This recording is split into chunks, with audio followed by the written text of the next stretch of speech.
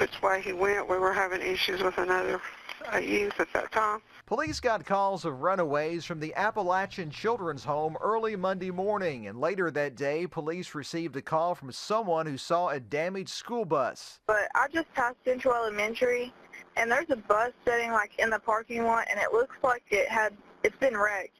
But the gate of the bus garage has been drove through. That was the first bus police say the 4 teens tried to steal. Knox County school leaders say they hot-wired it. Then another bus they were able to drive to and crash in Lexington. To get into the bus, to get the bus started, and even to bypass our sensor that our bus drivers normally have to do before and after drive. Police say they've received numerous calls in recent weeks of kids leaving the home. How long should it be gone for? Not even 5 minutes.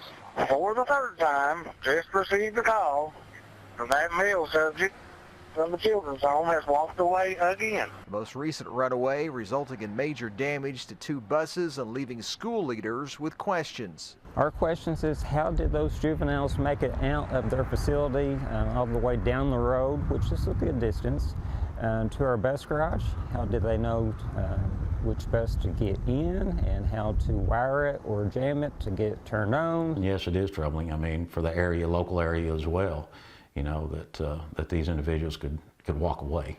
The Knox County Sheriff says the kids will be facing serious theft, wanton endangerment, and criminal mischief charges. In Knox County, Phil Pendleton, WKYT.